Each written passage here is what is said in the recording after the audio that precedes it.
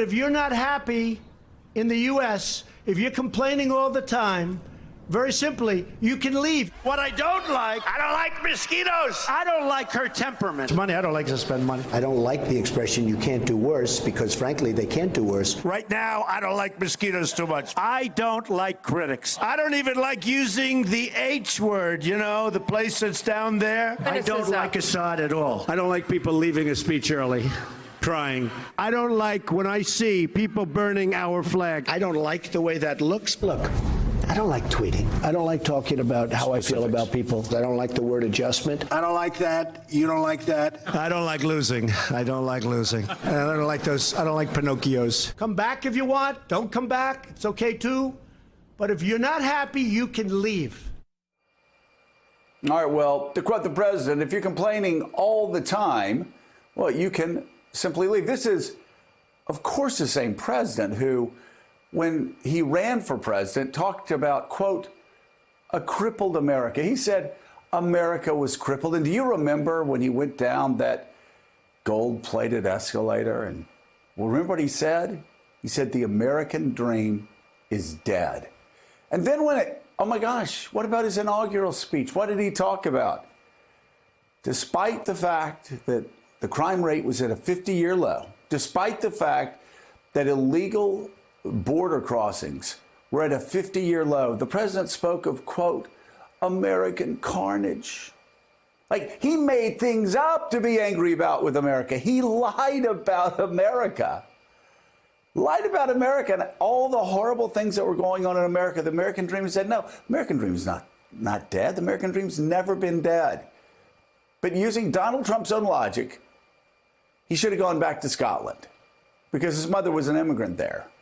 His grandparents were immigrants from Germans.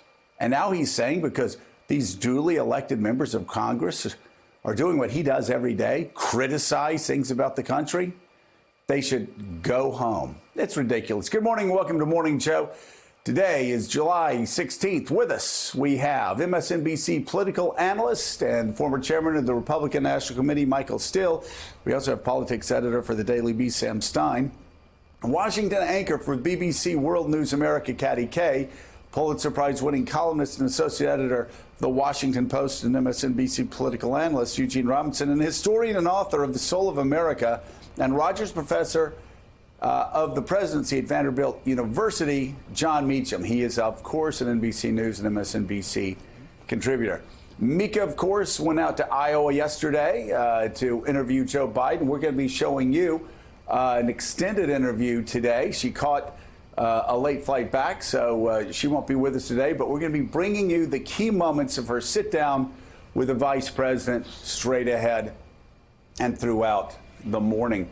But John Meacham, before we get to all the nonsense, all the chaos of yesterday, this reminds me what Trump has picked up on here is what we saw as little kids on bumper stickers during the Vietnam War, which was America, love it or leave it. And I suppose it might be more effective coming from Donald Trump if Donald Trump didn't build his entire political campaign over false conspiracy theories that lied about presidents of the United States, that lied about America's crime rate, that lied about our standing in the world, that lied constantly to try to tear this country down. The man has spent his entire political career tearing this country down. So now, very odd, he turns his sights on freshman congresswomen and says basically the same thing we heard in the 1960s and 70s, America, love it or leave it. Right, and thereby manages yet again to corrupt and evince no understanding of the singular contribution of American values to the idea, the perennial idea of national identity. The thing about being an American is it's not about blood and it's not about soil. It's about the assent to an idea. Do you agree with Thomas Jefferson that all men are created equal and endowed by their Creator with certain inalienable rights? And are you devoted to that journey toward a more perfect union? because we didn't apply that sentence fully then when he wrote it, and we haven't fully applied it even now. But to be patriotic is to be a protester, because you want the Union to be more perfect. You might want it to be perfect, but the insight of the founders was that more perfect is as good as we're going to get on this side of paradise. And I think that that's one of the things that has to be confronted here, is that I don't believe the president actually understands what I just said. And you don't have to take it from me, take it from Ronald Reagan, about whom he has tweeted a fake meme that says Ronald Reagan said that he met Donald Trump and was going to be president. And I met a president. I mean, it's just, it's the Truman Show. A complete lie. It's madness. Yeah. It's just madness. It's madness.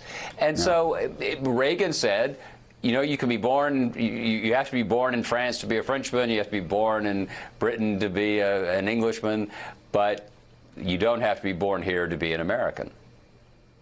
Yeah, and good thing for Donald Trump, because his mother was not born here. His father was the son of German immigrants. And it's so funny, some of these people that Donald Trump attacked for coming from other countries actually had parents in America more than Donald Trump did. But anyway, of course, why argue facts with Donald Trump? That's not what this is about. This is Donald Trump. Of course, it's not a dog whistle. It is a bullhorn to his most bigoted racist supporters. And we'll just see what happens. So anyway. Thanks for checking out MSNBC on YouTube, and make sure you subscribe to stay up to date on the day's biggest stories. And you can click on any of the videos around us to watch more from Morning Joe and MSNBC. Thanks so much for watching.